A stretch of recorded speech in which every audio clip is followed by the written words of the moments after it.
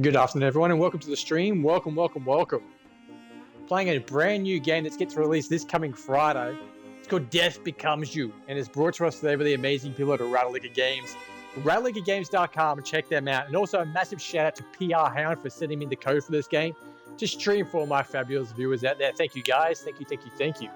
Now, if you're watching me live right now on my Twitch channel, live, L-I-V-E, please, I want to say thank you. Thank you for watching. I don't know why I said please, but I said thank you.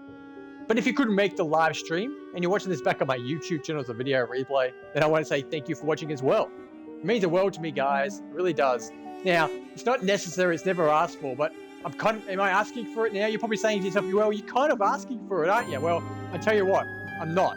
But for some reason, if you want to like my video, subscribe to my channel, or even follow me, I'm telling you what, I probably wouldn't do it either. But if for some reason you want to do that and say, I'm not going to help this guy out, I'm going to do this for him, then I want to say thank you in advance, and it really means the world to me. Thank you.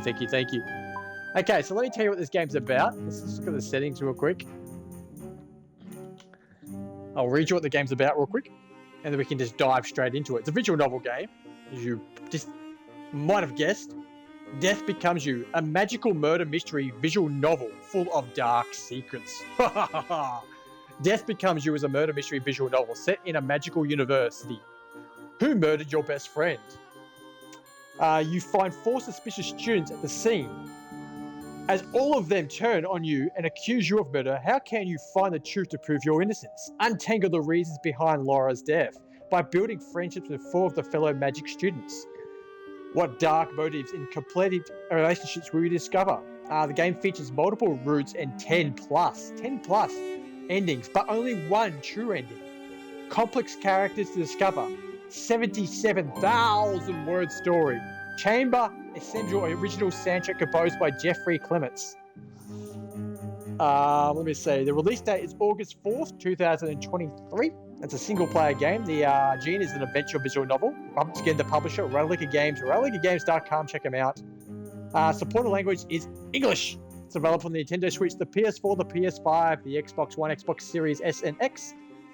Today, guys, I am playing on the Xbox Series X using the Designer Lab Redfall controller, and I need to change up, guys. I need to change this one up. And Xbox wireless headset. The developer of this game is Quill Game Studios, and I think that's all I need to say. So let's just dive straight into it. Let's have a look at the bonus real quick. I think the bonus is just images, aren't they?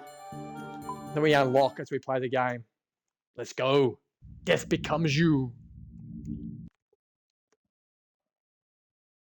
Lyra, no matter what happens, this will be the end of us. With those words stuck in my head, I bounced between really wanting to see Lyra and being stubborn. She was right to be mad.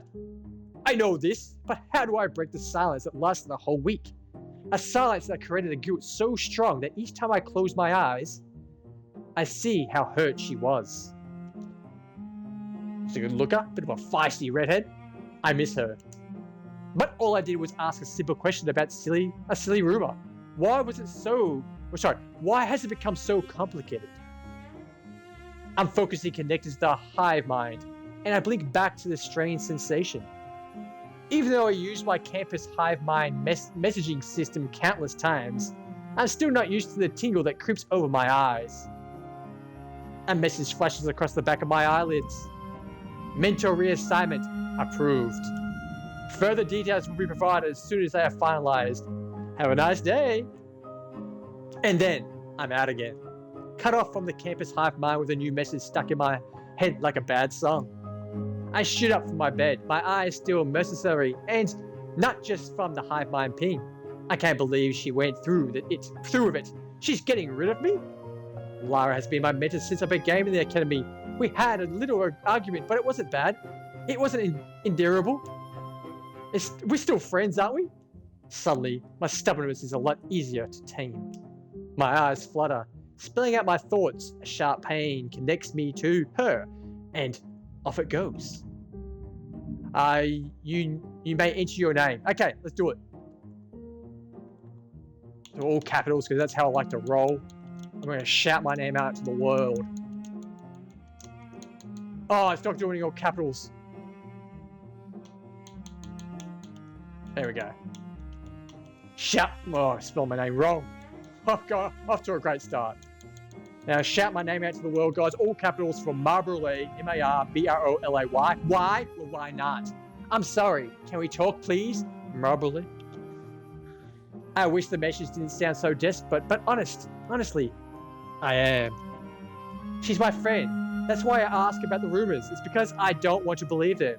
But she had laughed at me in response. Then she got quiet. I never seen Lara so tense before. She floats around the campus with a smile on her face, and people flocked to her to be a friend. The way I did. The way I was. I was proud to be her friend. I still am. I'm trying to figure out if I'm playing as this guy in the corner here is a female or a male. I have no idea at the moment. I'm guessing a female because of how delicate her face looked and her hair. So I don't think it's a guy. Unless I'm completely wrong. Could be. Could be a feminine guy. Nothing wrong with that. I am grateful that she has chose to guide me through this for what we have been really rough first year. Lara has always says that unless my mentor is willing to devote every waking moment to you, you'll never survive the first year. Lara is the kind of mentor so dedicated to me, and it's not hard. It was hard not to become as close as we did. She's the force I need to keep going on the worst of days. Lara, okay, let's talk. My heart bucks and hope spurs me forward. I tug my shoes on and stumble out the door. I don't realize how late it is until the cold air smacks me in the face. Maybe I should get a jacket, but I want to see Lara. Lyra. I think it's Lyra, isn't it? I'm pronouncing her name wrong, and I say sorry in advance. Or sorry now. I don't know what to say, but I'm sorry. I run towards this quiet side of the campus where the mentors live. I want to sort things out, and to be her mentee again. Mentee, that's a new word. Minty. Remember minties? They still make them, don't they? I haven't had a minty in years. You know it's hard when you get a nice hard minty, your teeth get stuck to it, and you think, if I open my mouth up any further, maybe it'll rip my teeth out. Yeah, I always just think that. I just have minties all the time when I used to go on the planes. Because you just chew them when I just get nervous because I'm a bad flyer, and it also helps with your ears popping. I want to hear from her. I want to hear her voice. Voices. I look around and it's too late to stray. Sorry.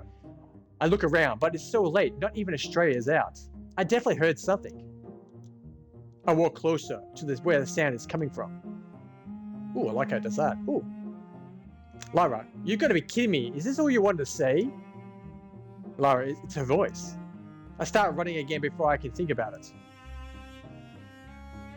Oh, her eyes got weird. You were quick. I give you that, but not quick enough. She's coming to get you. Lara's voice cuts through the silence from the balcony above. Her mediocre laughter sounds different than usual to me, but I know it's her. There's no doubt that's her voice. There's a bit too I've never heard before, but there's also a reason for it. Like the reason for the rumors. We could talk, and I want to be the reason. People are just jealous of her. We can definitely sort things out. From behind me, a thud, a crack, a hollow screech. My heart lurches into the bellows of the stomach. I'm close to panicking before I even turn around, imagining the worst, hoping for the best, seeing the worst. Lyra! Her bones just jut out of her flesh as unnatural angles. Blood. Why is there so much blood? The pool of red seeps outwards and making it towards me. I force myself to step forward to get closer to her. Get up. Please get up, Lyra. Not Lyra. I keep saying that. I can't get any closer. No matter how much I want to be there for her, Lyra. I can't. Lyra! Get away from her. Oh, the blue-haired witch. I'm sorry. The student drags me back with my shirt collar, holding me there as she inspects every inch of me. Miss Daniela, What did you say? Sorry? I nod, her glaze struck content throughout of me. I don't even know what I'm sorry for, but I am. I'm sorry. I'm so sorry. Tears drip down my face. I want to tell Lara I'm sorry. I want her to know how I feel. If I say it enough times, will that make it go away? Let's go away. Save your sorries for someone who can use them. She lets go of me like she touched something dirty. I flinch away from her, my numb body stumbling back. I scuttle backwards, my hands slipping in blood. I scream, the sound pierces my throat until I'm out of breath. It's got a really, really cool soundtrack in the background. It's really like intriguing and very interactive kind of sound. Oh, who's this? Who's this fella? Okay, I'm gonna go straight to the back. He's the guy that killed her. He's the dude. He's just creepy looking. Can you hear like a heartbeat in the background too, can't you? Ready for it? There we go. A hand, unfazed by the streaks of the fingers paint of the sleeve cuff, helps me up. What happened here, Marbury? You know me? Yes, I know you. You're Lara's mentee. You don't know me, I'm supposed? My panic ebbs and flows each time I blink. I don't know what spell you're using, if she's casting magic at all, but I want to feel calm, so I stare deeply into the glowing green eyes. I'm Pauline. Lara might have not mentioned me. Maybe not a lot, but enough that my name rings a bell. No, she never did. I'm sorry. No? Don't be. That does sound like Lara. She laughs, but no joy glitters in her green eyes. As calm as I feel, I don't know this person is manipulating, I can't pronounce it, me with some enchantment. It wouldn't be this calm, not while Lara is over there. I pull away from Pauline, and a panic hits me again. She was doing something to me. This is why Lara never mentioned Pauline. Lara would never let someone control me like that. Not when I'm not only first year and can't defend myself. Kind of feels like Harry Potter, doesn't it? Did I offend you? No. Yes, Two students run towards the scene hand in hand. When they catch my eye, they stop suddenly. Who are they? He reminds me, he needs to be, this guy had the red hair, this girl with the red hair needs to be in like Alice in Wonderland. Just freaking me out, it's the way she's posed. Oh dear, I thought there was a crowd. 3 was a crowd. The purple-haired student glares at me and stands before the blonde as she's shielding her. The purple-haired girl looks like a feisty bookworm. We came as soon as we heard. The screams. We heard screams. Is she alive? No, my brother made sure of that. Me? Daddy's eyes never met mine, but she cuts everyone else down with a glare. The blonde shrieks behind the purple-haired student, and Pauline shuffles away from me. You found her? Was that a coincidence? Yes, How did you do it? Daniela, what are you? You heard it. You heard her. She keeps saying she's sorry.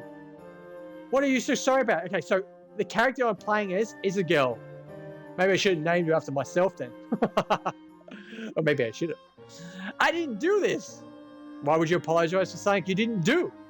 You can't do this, Daniela. This is murder. I didn't do this. Why should we believe you? My head snaps to the sour-faced student. Who? Won't you even look at me? Who won't even look at me? Her eyes never leave Daniela's. I'm her friend. I never do this to her. I look at the one person who might have my back, but Pauline is also looking at Daniela. My last hope dies. Maybe it's a little suspicious. Please, I didn't do anything. Please believe me. Let's hope the authorities believe you. No, we can't. Sophie, we can't. Do we have any other choice, Alice? Sophie, ignore her. It's not your choice to make, Alice. Pauline, all administrators, they can sort this out. Pauline looks at me with a weak smile. If you're innocent, Marbury, they'll be fine. They'll find out what really happened. I want to agree, but what if they come to the same conclusion? What if they take the easiest course of action to blame me for it? No! No! But why worry if you're innocent? They all stare at me. I am, but I'm alone. None of these people will help me. None of these people would go out the limb for me in the way I lie. My eyes catch Lara's knees, wrenched back in an unnatural angle. She's the only person I have. I didn't do this, but I'm scared. I feel a small hand touch mine. Alice, the blonde-haired student, holds my hand, smiles at me with the radiance of spring morning. We'll help you, Marbury. I don't believe that, but who else can I trust now? The smile might only be as sweetened than lies. We won't let anything bad happen to you. Then it's decided, Sophie. Come with me. We need more Lara before we becomes bigger than us. We need to move. Sorry. What about us?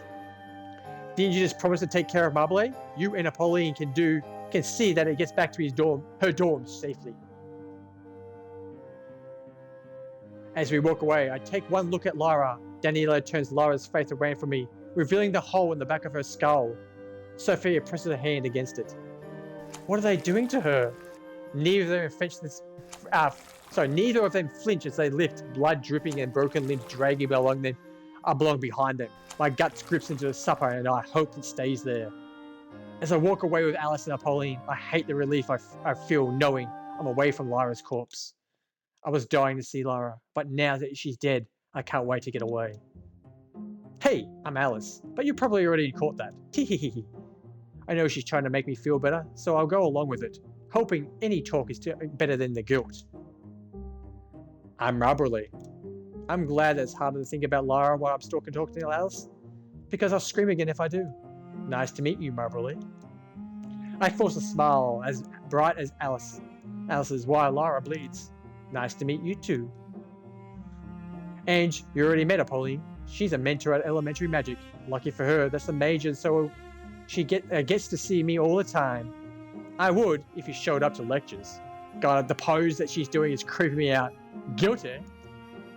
Alice and Apolline both seem like the type that smile a lot, which is almost infectious, but it's not enough for me to shake the gloom that's gripping me in. You're the first year, right, Mumberly? You'll be picking a major soon. You got any ideas what that'll be? No, it's a big decision. The biggest. Having a mentor makes it a bit easy to choose. It would have been a wrench such an egoist. Not you, Apolline, you're wonderful. Thank you, Alice. My mentor wasn't like that either. Oh, who's your mentor? Lara, or it used to be. Oh. She had me reassigned, so technically she's not my mentor anymore. That sounds a lot like her. That's the second time Apolline has said how something sounds like that Lara would do. She is rubbing on how she knew Lara. Lara. I keep saying Lara. That's not true. Well, she doesn't last a semester with a mentee. She must have liked you. It's like I said, we were friends. Can I really sound like smug about it when she dropped me too? Apolline is watching me and I get a feeling she's thinking the same thing. Friends, huh? Lyra, having friends seems odd. There's nothing odd about it. We'd still be friends now if I asked her stupid questions about stupid rumors. She might even be alive now if I kept my big mouth shut. I wasn't a good friend. I should have believed her. No questions asked. If I had, she might. Tears choked me up and I shut up. I broke back into the elephant in this room. I need to stop being such a coward. You don't need to do that to be a good friend, Mumberly. Do what? Blame yourself? It's unusual for punching yourself in the face. It just hurts. I laugh a little, weakly, and just as quickly, I scrub away from the tears from my sleeve. I can't think like that. It is my fault. I'll be a second, guys.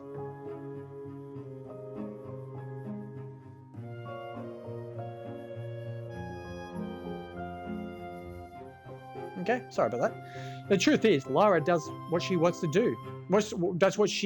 Sorry, let's start again. The truth is, Lara does what she wants to and has a talent for making you think that you have done something out of control over it.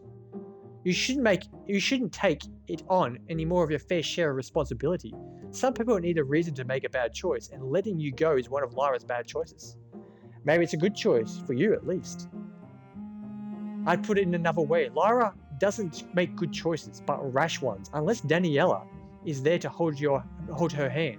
She's just a chaotic whirl of desire and passion. I don't think you're letting me go is one of them, though. I hurt her. Shut up, Mumberly, before you say something you regret. There was a rumor about her hurting one of her old mentees. Mentee. It isn't true, right? That she was taking magic from them without them knowing? I should stop talking. Why would these people be honest if Lara couldn't be? I know it's not true. Lara wouldn't. You are concerned, as you should be when you hear something nasty like that. Sorry guys, I just burped. I mean, you guys, I tried to stop it halfway through it because I couldn't choke at the same time. It was a good thing you asked her about it, Mumberly. When there's smoke, there's fire, and all that. But Mumberly doesn't need to dwell on these things. It's over now. Apolline's eyes look so empty and my gut twists. She's telling the truth. She never lied once, but that worries me. She's too clever to be telling me the whole truth. We first come to the second year dormitory. Alice hovers by the door, taking in a deep breath. I do want to make sure you're alright, Mumberly. Tonight was intense, so if you ever need a friend, my dorm room is 686. You should come and talk whenever you want, okay? I like that, Alice. Thank you. Alice puts me in a hug. She smells like daisies and lavender. She moves her face so her heat of her mouth is against my crook of my neck. I hate to know what I smell like after this. Don't worry about Lyra, Mumberly. She whispers into my skin quietly enough to keep Apolline from hearing. She did it to herself. Alice pulls away, giving me a quick peck on the cheek before disappearing into the dormitory. I scrub the spot of the cheek that I had touched. I can't let her talk about Lyra like that. She knew what she was doing. Being nice to me is a cloud in my judgment. But her sweet exterior must be hiding something sinister. Too much sugar is sickly. Apolline and I continue on the first year dorms in silence. Apolline watches me and I doesn't hide it. She boldly catches my eye when I look back at her. Did she hear what Alice said to me back there? I shiver at the thought. I would never have remotely considered what Alice had said. Lyra and I were about to talk it out and go back to being friends. Why would Lyra do that to herself? Don't go there. Oh. I sniff back at tears, trying to hold it together. I can't stop crying. Not now. Not until I get back to my room. I don't believe that Lyra would have done something like that. Why would she invite me to meet up if she was planning to? Unless she wanted me to see. She wanted me to know what my fault. No, she didn't. Alice was lying. This makes more sense than Lyra. Lyra! Mumberly! I walk fast to the dormitory in the view. I need to get there before I can deal with these thoughts. It's all my fault. The thoughts don't stop no matter how much I want them to. Maybe she did this to herself and she wanted me to know it. What kind of friend would do that? My thoughts keep cycling, passing through my same points each time. Mumberly? Lyra wasn't like that. She wouldn't do that to me. Alice, you're a liar. You're a bully. Mumberly. I spin around and Apolline is holding a tissue. I snatch it up and scrub my tears away. Alice was right. Tonight has been intense. Don't say the word, Mumberly. Talk, and it'll come out. Just hold it together. I nod. It helps to rattle my brain enough as I could disrupt my cycles through the help and not to cry. I was wondering, does the first year job still have the broken coffee machine on the third floor lounge? Yeah, I think so. Why? I want a coffee, of course. Apolline holds at the lounge door and opens the end. And for me, and I guess that's her way of saying she's seeing me on the way here into my room, just like Miss Danielle had asked. It doesn't work. But we're in magic, remember? I perk up a little, wondering what kind of spell would you use on a coffee machine then? Thud, thud, thud. Apolline slams her palm against the machine, and just like magic, but not quite, the coffee machine spits out a cup, filling it with a sludgy brown liquid. Nothing like it. Apolline hands me a cup. After a curious few sips, it's hard to disagree. 2 long gulps soothe the last knots of tension in my body. Apolline smiles expectantly at me with a hand to the cup back. It hits a spot after such a stressful night. A little too well. I promise I haven't done anything to it, Mumberly. That's not what I meant. Saying that, now I'm a little worried. Apolline is a mentor, so her spells go beyond mine, way beyond mine. And Apolline has already proven that she'd throw me under the bus if Danielle asked her to. What's to say she's not doing that now? All I can do is trust her, but nothing about the situation is reassuring.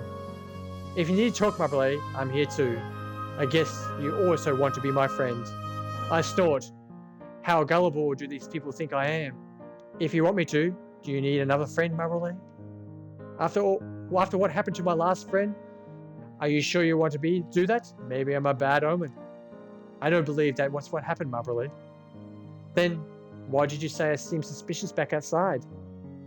We do need to be careful, even if I do think that it's you. We can't rule anyone out yet. That doesn't expel Miss Daniela's accusations. I can't remember how to say that bloody word. Delia knows what she's doing, and I'm sure she agrees with me that we can't rule anyone out. She probably has a plan to get back to the bottom of this. None of it felt like it. Shut up before you say too much. Every part of me wants to trust Apolline, but I know that the coffee's talking. There's no way I'll be willing to bear so much if this was a stranger, no matter how nice her eyes are. It could be a spell. Maybe that's why suddenly felt calmer and looking into her eyes back outside.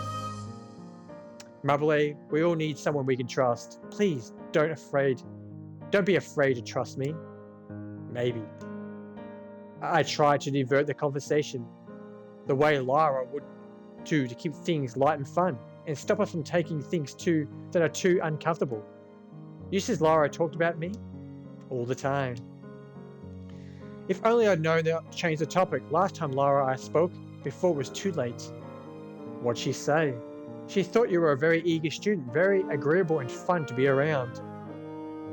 You said you were arguing. Did she say anything about it? I don't think so. Lyra liked to keep a brave face. When you're special to someone, people, you have to keep your image up. I don't think people got to know her well because of it. She wasn't like that with me. I got to know her. She'll make you think that, but she knows how to adapt.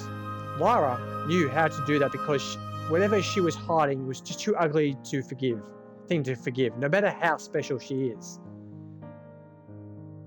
I take the last swig of my coffee, trying to hold how uncomfortable her words have made me. I know Lyra likes like no other one else does. Even Apollo thinks otherwise. I think we better call it a night, don't you? I nod. I promise to look out for you, Marble, like a substitute mentorship. Though you probably won't need me very much. Lyra said you're very strong, resilient. Even. Me? She said that about me? All the time. She never said that directly to me. We're all here for you, Marble. Having Daniela as a mentor won't be anything like the people say it is. She's very attentive and will steer you down the right path. Wait, Mrs. Daniela is going to be my new mentor? Don't be a stranger, Marble. My office door is always open if you need an ear or a tissue. Coffee, even. Okay, so item unlocked is coffee. Apolline leaves. I got achievement unlocked as well. Coffee. Could manipulate people to do the right thing. That's what the achievement says. Apolline leaves. The beginning of a blustery night is in silence. The moment of the door closes, I'm alone again. I put the half-finished coffee on the desk and lay back on my bed, staring up at the ceiling. Lyra, if only I hadn't doubted you. After what feels like hours, the tears finally slow down. But I can't seem to catch my breath. I smother my face with a pillow, hoping it'll do the same for my thoughts. Everything remains so loud. I'm sorry. I ruined everything. Why aren't you here? I promise to be better if you come back, Lyra. Lyra, there's so many things I still want to do together. Why did I wasted the last few days where we could have done together? And now that you never come back. The silence as the panic burns all thoughts of a hot intensity and presses down on my chest. It crushes me until I'm breathless and scream, sobbing pitiful tears into my pillow. I'm scared for my life, as I'm scared of Lyra was when she fell. I'm crying all over again. I cry until I'm tired, my body shuts down and forces me to sleep. It's a dreamless sleep, haunted by Lyra. My only friend in this whole world, gone. Lyra, I'll make this right. There must be something I can do. 7 days later. Jeez, a week has passed, yet I can't say it. I can't think about it in nicer terms that Lyra's gone. She isn't here. I'm alone. I can say that I'm alone, but admitting that she's... I haven't gotten to the point, but I need to, because I can't keep this up much longer. I hold myself away, waiting for someone else to notice and to serve justice, because there's no way Lyra did this to herself. Whoever did this is still out there. I need to do something useful, but I don't know what. I've been searching the campus hive mind, logging into religiously over the last week, looking for anything about her. Nothing is different. Even though she's gone, nothing has changed. What should have changed? Everyone I knew, everyone knew her and adored her and revealed her. Yet not a single person is talking about why she's not here. Turns out that I'm stuffing this up. Sorry. Turns out that no one but me cares about her. They can't have cared about her the same way I did. They were all fake friends. They were all fake friends. Lyra knew this. They cared as much as the jealousy would let them, but my friendship was real. Lyra wouldn't let me hang out with her other friends because she wanted me to be closer than that. What if it had been me, Lyra, who cared more? She'd do that about it.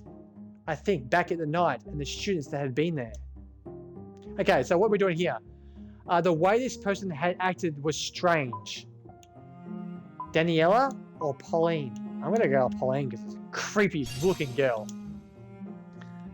Pauline keeps saying that's what Lara would do. It seems like she knew Lara well, but how come Lara never mentioned her name? The way this person had acted was strange. I didn't mind the look at this girl. This Sophie chick's look kind of like a bookworm. She's like a hot, feisty bookworm, eh? I guess she's pretty naughty. But Alice was strange. What did Alice mean by "we'll help you" before they took her body away? Lara would want to know who did this to me. I need to do that for her too. Pauline Alice seems suspicious to me. I need to find out which one of them did it. If I don't, why people know she's gone? How long will it be until figures start pointing in my direction? Until Daniela convinces them it wasn't me, just like convinced the others. That's it, Miss Daniela is the lead. Whenever it's not her or not, I can talk to her, but investigating Pauline and Alice even more. Daniela was the first one to show up, and the first one to blame me. She touched the corpse like it was nothing. I wouldn't be surprised if she was doing something like this before. Perhaps I'm letting my instincts lead me, but there's only one thing I can do right now. I'll get Miss Daniela to talk. I don't know how, but I'll figure it out. For Lyra's sake, I have to at least try. I get lost along the way to Daniela's office and have to backtrack along the hallways a few times. I never realised how little I came to the mental officer's wing, and that every few times I had come alone without Lyra's chaplain. Lyra likened to keep her mentorship personal. Office felt like the opposite of that to her. I imagine someone like Daniela is the exact opposite. I never met her in person before last week, but she had to be very stupid. She had to be stupid not to know her name and what she looks like. People prayed that they didn't get her as a mentor. I lost touch with my last cohort. I didn't need the distraction, but from what I could tell, Daniela's mentees spoke of her with the cold distance of quacking underling. After meeting her, I can see why. Her verse commands your attention whether you want to submit or not. Everyone at the scene blamed me because Daniela suggested it. When I came to her door, I have to master my nerve and knock with a kind of authority she respected. I can't show weakness. Laura told me that much. With people like Daniela, you either stand tall or beg. I wait. Silence comes from the other side, but I checked her office hours and she should be there. I move to knock again, but the door suddenly opens.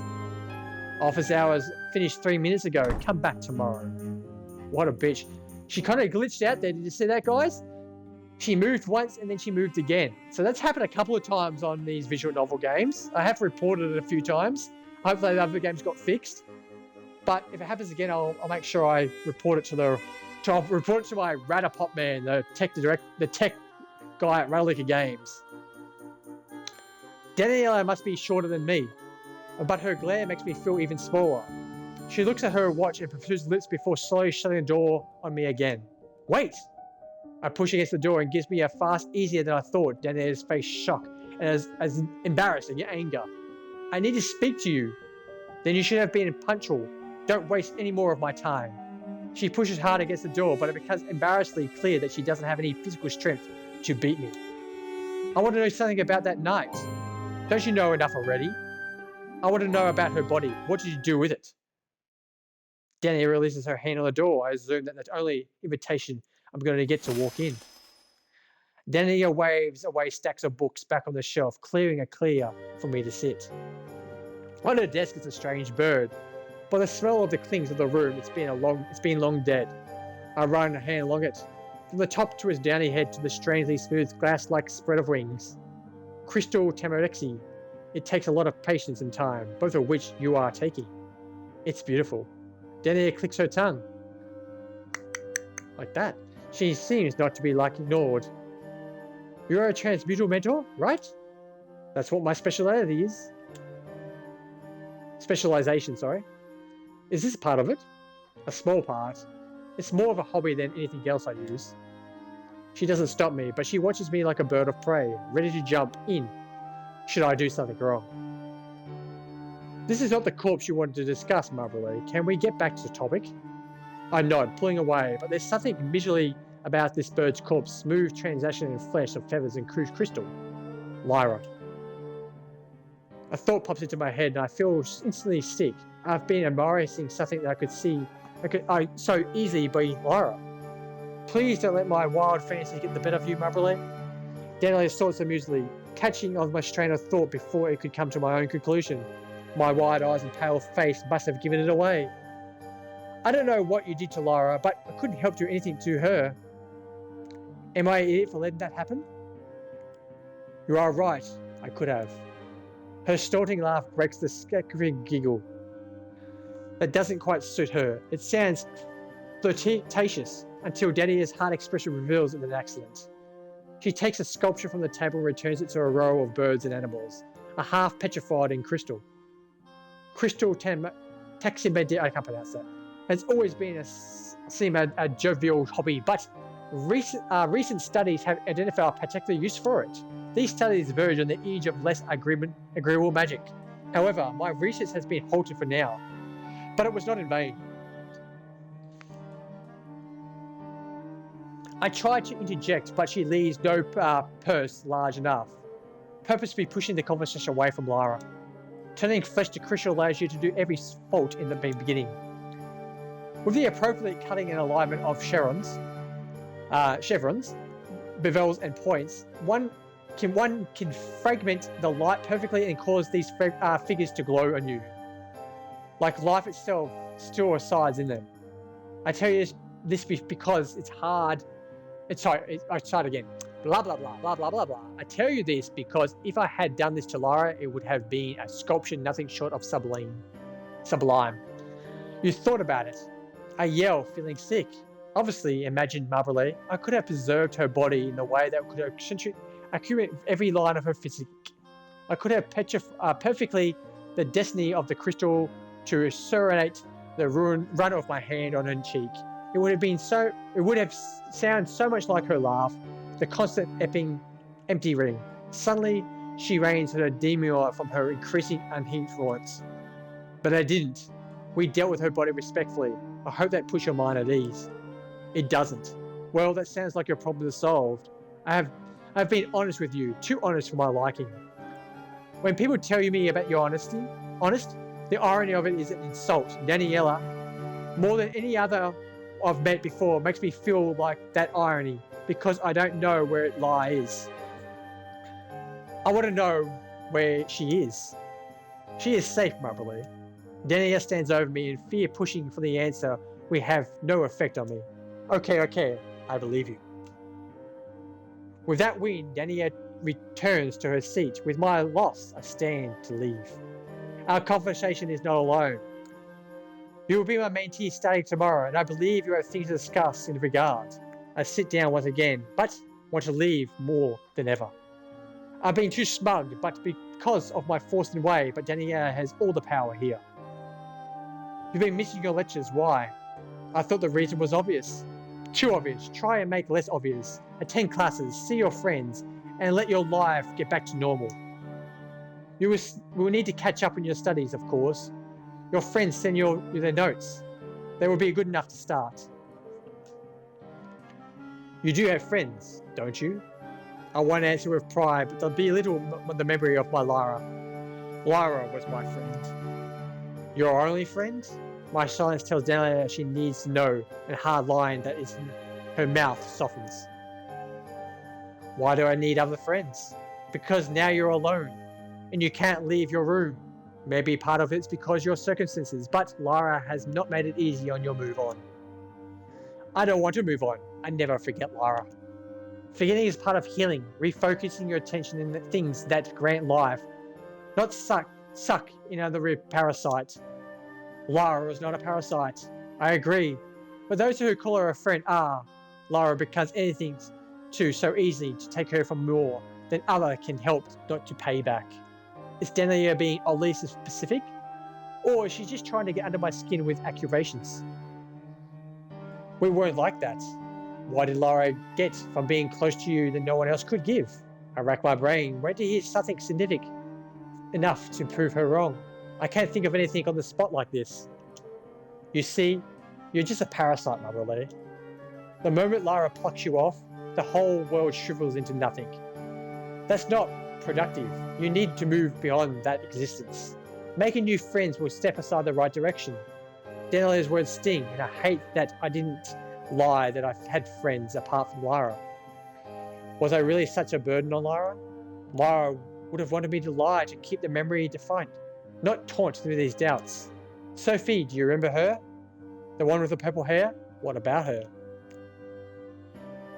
Ask her for her old lecture notes. She has apprenticeships like no other, and she's always very thought. I think about rejecting her offer, but seeing Sophie might prove to be more fruitful than continuing this humiliated by Daniela. Daniela zones out, the yellowish glow entering the hive mind, emitting from her eyes. The glow flickers from left to right as she spells out her thoughts. She shakes her head violently and a sharp click of her tongue.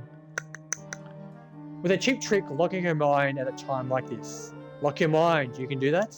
Sophie is a special kind of student, though if you were kind to apply yourself as she has, I do not see why you would not be able to.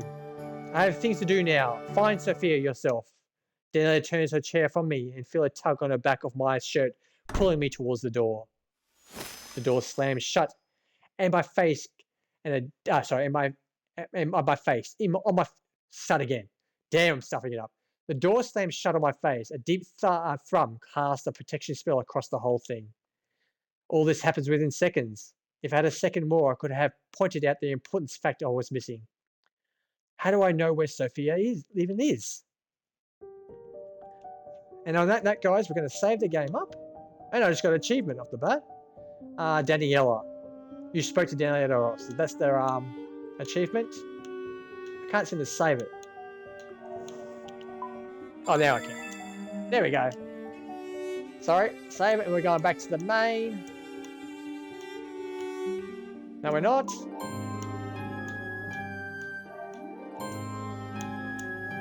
Okay, Death Becomes You, brought to me today by the amazing people at Ratalaika Games, ratalaikagames.com, and PR Hound for sending me that code for this game. Much appreciated, my friends. Actually, what do we think of the game? It's a visual novel game, storylines, murder mystery, so it's kind of cool. Your mentor gets killed. You're the main suspect because you're on the scene, but a whole lot of people show up and they're accusing you. You've got to find out who did this. So it's got a great storyline. Visualization, great images, great drawings. I like how it looks. Everything about it's pretty spec on. Soundtrack wise, decent soundtrack. It's there. It does its job. I like it. Wouldn't say it's spectacular, but it does what it needs to do. Gameplay wise, guys, this is a visual novel. Played today on the Xbox Series X. Just got to press one button or a back button if you miss the text, read it, and that's all you do. Everything works good. I did notice a bit of a glitch with the characters as Daniela left the room. She left the room, then came back and left again. Now I've noticed this glitch a couple of times in visual novel games. I don't know why it's affecting this. I did report this to Ratalaika Man once before, Ratapop Man I should say, with another visual novel we played, and hopefully he gets it fixed, but I don't know. It's not a game breaker.